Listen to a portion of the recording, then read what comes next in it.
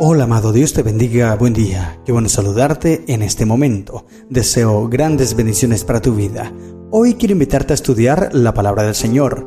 Nos corresponde leer el capítulo número 2 de la carta primera de Corintios. En este capítulo, el apóstol continúa su argumentación sobre la importancia de la sabiduría de Dios, comparándola con la sabiduría humana. Y Pablo habla en este capítulo 2 que la sabiduría de Dios es espiritual y que no se puede entender mediante la razón humana, sino solamente espiritualmente. Es interesante esto. También habla de la sabiduría de Dios que es revelada por el Espíritu Santo, quien nos enseña a entender las cosas de Dios. Interesante lo que vamos a entender y lo que vamos a descubrir más bien en este capítulo 2. Y habla también que la sabiduría de Dios es para los que creen y que los que no creen no pueden entender esta sabiduría. Te invito entonces a leer el capítulo 2 de la primera carta a los Corintios. Dice la Biblia: Así que, hermanos, cuando fui a vosotros para anunciaros el testimonio de Dios, no fui con excelencia de palabras o de sabiduría. Pablo inicia haciendo énfasis en ese momento cuando los visita. Habían pasado 3 años desde que escribe esta carta. 3 años habían pasado que él había visitado allí a la ciudad de Corinto, y ahora les dice que cuando fue, no fue con excelencia de palabras o de sabiduría, sino que fue a predicarles. Dice: pues me propuse no saber entre vosotros cosa alguna, sino a Jesucristo y a este crucificado. Y estuve entre vosotros con debilidad y mucho temor y temblor. Interesante la forma en cómo Pablo les presenta el evangelio a aquella nación.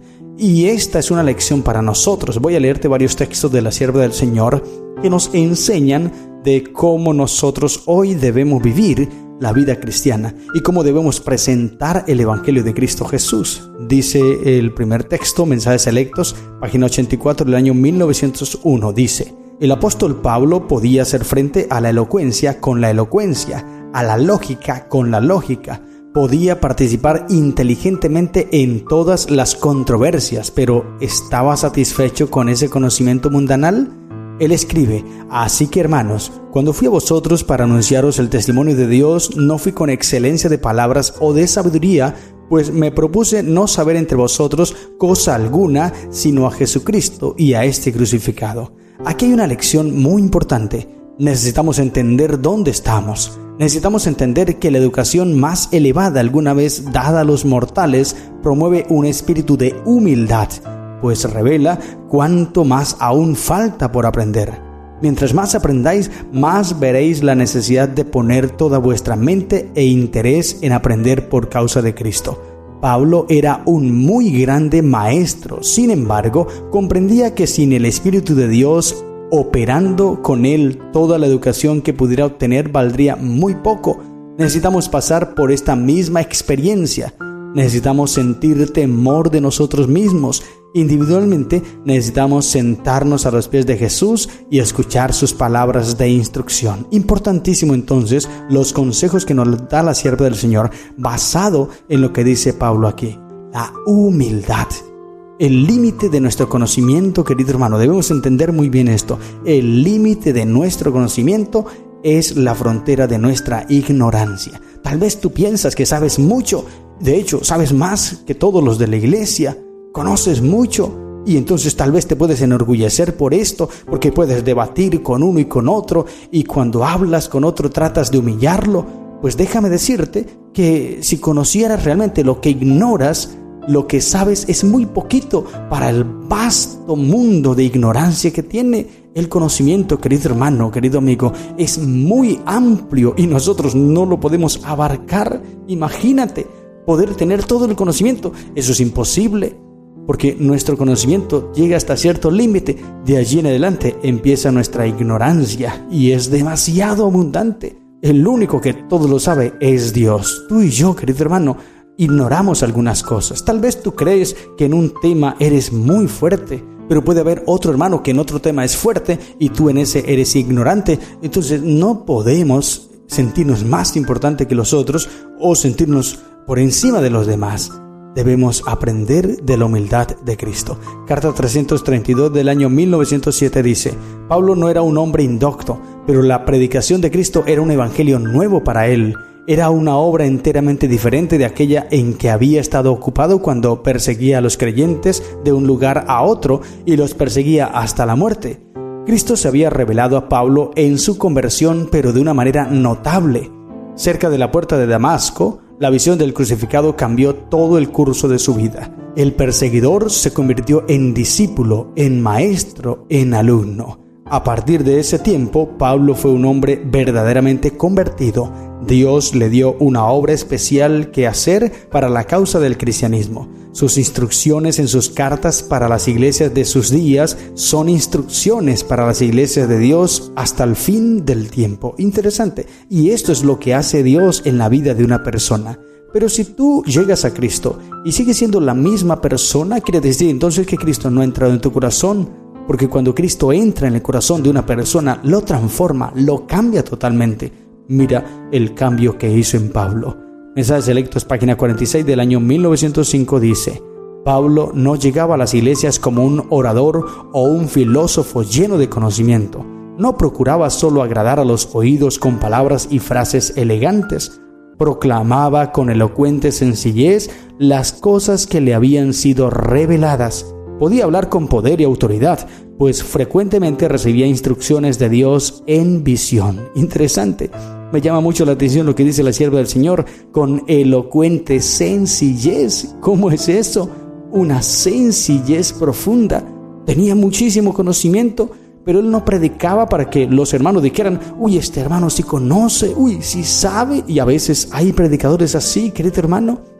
Predican y utilizan palabras técnicas para que la iglesia diga: uy, este hermano, este predicador sí sabe, uy, este hermano sí se expresa bien, uy, este hermano sí conoce bastante. Pero el mensaje es tan elocuente y tan lleno de palabras técnicas que no se entiende. La iglesia queda vacía porque no entienden el mensaje. Es un mensaje basado en el orgullo, con el ánimo de ensalzarse a sí mismo y no ensalzar a Dios. La iglesia queda vacía porque no se presentó a Cristo, sino que se presentó elocuencia, se presentó técnicas o homilética y todas esas cosas, pero no se presentó a un Cristo Jesús. Entonces tenemos que ser elocuentes en nuestra sencillez. Interesante lo que dice ella. Y cuando hablamos de esta manera, ensalzamos, exaltamos a Cristo en nuestra vida, entonces la iglesia sale fortalecida. Esto es lo que debemos hacer. Revue Angeral del 18 de julio del año 1899 dice: el apóstol Pablo tenía todos los privilegios de un ciudadano romano. No iba a la saga en la educación hebrea, pues había aprendido a los pies de Gamaliel, pero todo eso no lo capacitaba para alcanzar la norma más elevada. A pesar de toda su educación científica y literaria, estaba hasta que Cristo se lo reveló en una oscuridad tan completa como muchos de sus días. Pablo llegó a estar plenamente convencido de que conocer a Jesucristo mediante un conocimiento experimental era para su bien presente y eterno. Vio la necesidad de alcanzar una norma elevada. La costumbre de Pablo había sido adoptar un estilo oratorio en su predicación. Era un hombre capaz para hablar ante reyes, ante los grandes y eruditos hombres de Atenas, y su conocimiento intelectual con frecuencia le era de valor en la preparación del camino para el Evangelio. Trató de hacer esto en Atenas, haciendo frente a la elocuencia con elocuencia, a la filosofía con filosofía y a la lógica con lógica, pero no alcanzó el éxito que había esperado. Sus conceptos posteriores lo indujeron a entender que había algo que necesitaba por encima de la sabiduría humana. Dios le enseñó que debía recibir algo superior a la sabiduría del mundo. Debía recibir su poder de una frente más elevada. Para convencer de sus culpas a los pecadores y convertirlos, el Espíritu de Dios debía participar de su obra y santificar a cada progreso espiritual. Debía comer la carne y beber la sangre del Hijo de Dios. Gloria al Señor. Ahí está. Y otro texto. Mensajes Selectos, página 165 del año 1899. Nuestra obra para este tiempo no debe ser hecha mediante palabras halagüeñas de sabiduría humana, tal como hacían los oradores paganos para ganar aplausos. Hablad con la evidencia del Espíritu y con el poder que solo Dios puede impartir.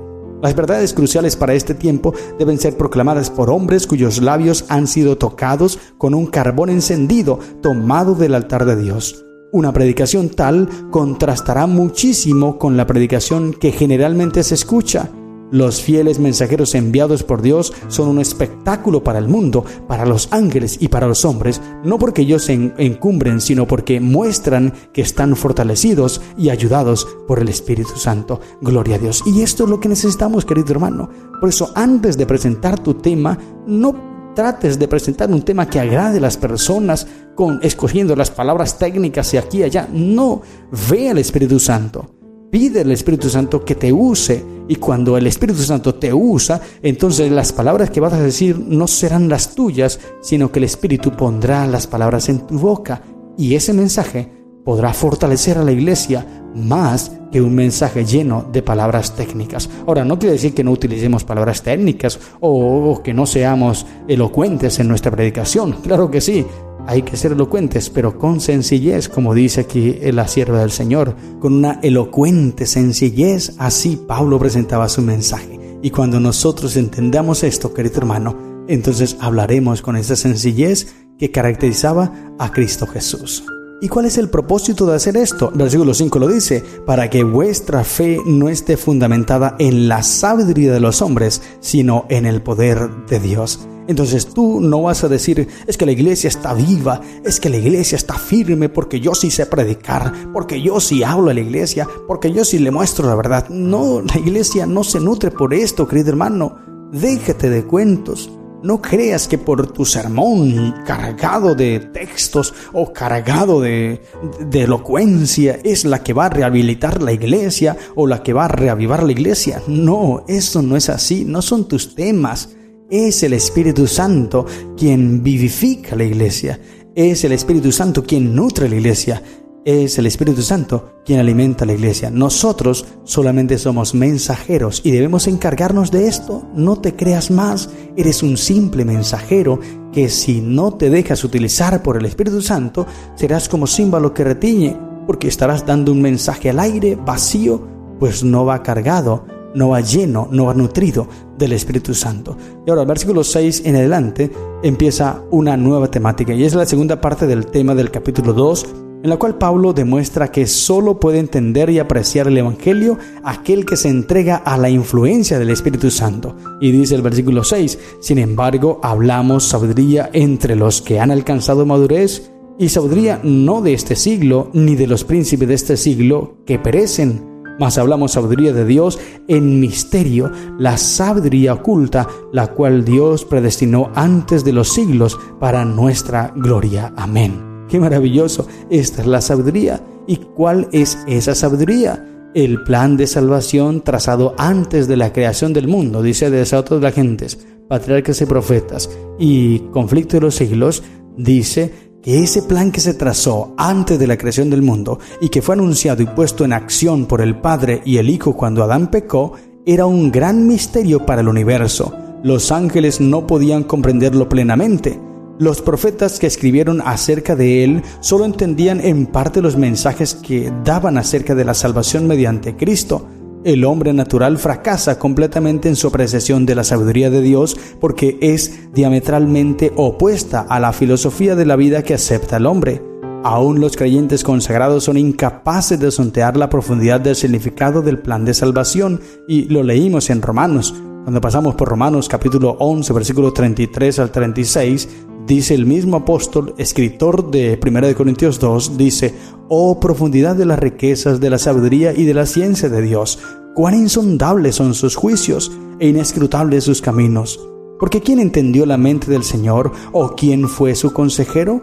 ¿O quién le dio a él primero para que le fuese recompensado?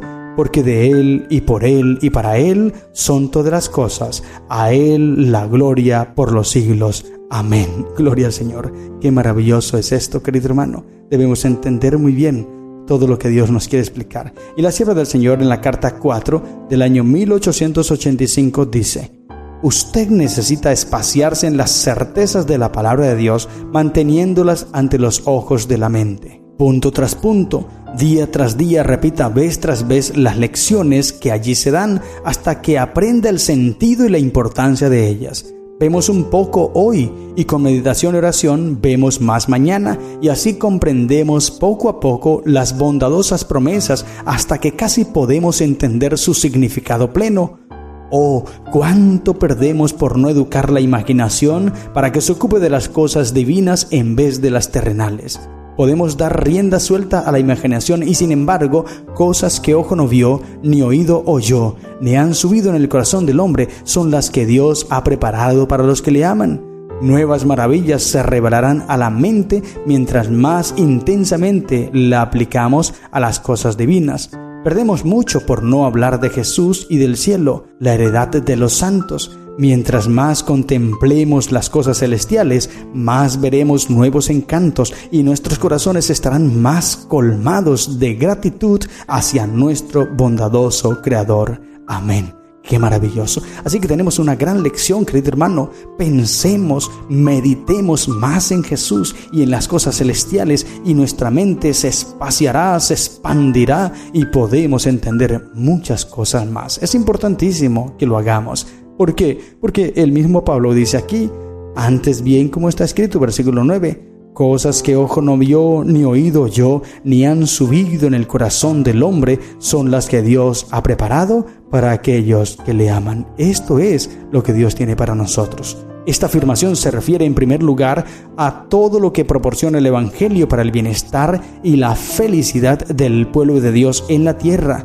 ¿Cuáles son esos beneficios? El perdón de los pecados, la justificación y la santificación, el gozo y la paz que la gracia de Dios imparte al creyente y su liberación final de este mundo malo. Por extensión, también abarcan esta expresión las inexpresables maravillas, bellezas y gozos del reino de la gloria de Dios, el hogar eterno de los salvados.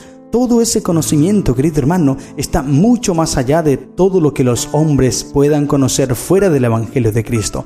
Esto es algo que en nuestra mente no está. Por eso son cosas que ojo no vio, ni oído oyó, ni han subido al pensamiento de los hombres. Esta es la sabiduría de Dios y es lo que Dios nos ofrece. Y Pablo explica aquí que el mundo no lo entiende, dice, la que ninguno de los príncipes de este siglo conoció, porque si la hubiera conocido, nunca habrían crucificado al Señor de gloria. El versículo 8, y es el plan de salvación. Nunca lo entendieron, no lo comprendieron, porque no tenían la mente de Cristo, como vamos a leer un momentico.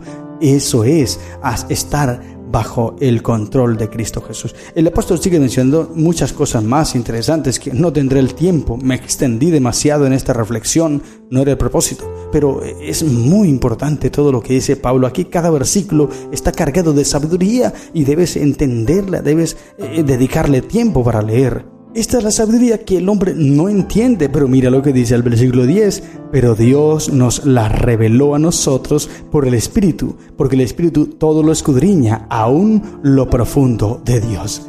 Y este pasaje, querido hermano, muestra que el Espíritu Santo no es una fuerza impersonal, no es una llama, no es una fuerza allí, es una persona. Escudriñar es un atributo de personalidad que incluye pensamiento y acción. Por tal motivo, el Espíritu Santo sabe y comprende todos los profundos planes y los consejos de Dios. Y por eso en este versículo hay una clara evidencia de omnisciencia y por lo tanto de divinidad. Este es el Espíritu Santo, interesante. Y Él es el que nos ayuda a entender. Y Pablo dice en el versículo 12, y nosotros no hemos recibido el Espíritu del mundo, sino el Espíritu que proviene de Dios, para que sepamos lo que Dios nos ha concedido. Hablando acerca de la sabiduría humana, o la sabiduría aquí terrenal, él dice, es el espíritu del mundo. La sabiduría humana no sirve para nada, pero la que viene de Dios, es decir, el Espíritu Santo que entra en nuestra mente y nos capacita, podemos entender a través de él todo lo que Dios nos quiere enseñar. Y el versículo 14 dice, pero el hombre natural no percibe las cosas que son del Espíritu de Dios, porque para él son locura y no las puede entender, porque se han de discernir espiritualmente. Mensajes Selectos, página 297 del año 1899, dice: preciosas joyas de verdad que son del más alto valor para los humildes y dóciles que creen en Cristo, son como necedad para aquel que es sabio en la estimación del mundo. pero la verdad eterna, siempre está presente con el verdadero creyente. El Espíritu es el instructor asignado para un alma tal, su guía, su continua fortaleza y rectitud. Amén. El Espíritu Santo es quien nos capacita y nos ayuda. Por eso debemos pedir y clamar cada día por el Espíritu Santo. Y quiero cerrar esta reflexión leyéndote lo que dice el versículo 15 y 16 dice: en cambio, el espiritual juzga todas las cosas, pero él no es juzgado de nadie, porque ¿quién conoció la mente del Señor? ¿Quién le instruirá? Mas nosotros tenemos la mente de Cristo. Gloria al Señor, qué maravilloso. ¿Qué significa esto entonces, tener la mente de Cristo? Mediante el Espíritu Santo, querido hermano, estamos unidos a Cristo Jesús, pues la presencia del Espíritu Santo es igual a la presencia de Jesús. Por lo tanto, tenemos la mente de Cristo. Al tener el Espíritu Santo en nosotros, tenemos la mente, porque mediante el Espíritu Santo Jesús vive en el creyente y obra en él y por medio de él.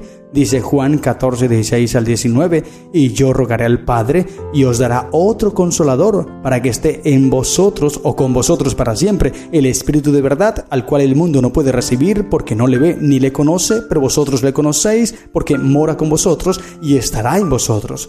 No os dejaré huérfanos, vendré a vosotros. Todavía un poco y el mundo no me verá más, pero vosotros me veréis porque yo vivo, vosotros también viviréis. Entonces mira bien que Jesús le promete a ellos que estaría con ellos a través del Espíritu Santo. Así que tener el Espíritu Santo en nosotros es tener la mente de Cristo. Y como lo dijo Jesús en el capítulo 16 de Juan, el Espíritu nos convencerá o convencerá al mundo de pecado, de justicia y de juicio. Es Él quien nos capacita para poder entender los misterios de Dios. Por eso, querido hermano, debemos clamar, debemos pedir todos los días el Espíritu Santo, porque Él es el quien nos ayuda a entender, nos capacita para comprender los misterios de Dios, y no solamente comprenderlos, sino para poder aplicarlos, para poder obedecerlos, poder servir a Cristo, poder obedecer a Cristo y hacer siempre su voluntad. Aférrate a Cristo, querido hermano, pide su Espíritu Santo y permite que trabaje en ti todos los días para que seas renovado, seas transformado de gloria en gloria por el mismo Espíritu a la imagen de Dios. Estas son las lecciones que encontramos en el capítulo 2 de la primera carta a los Corintios. Que el Señor te bendiga. ¡Feliz día!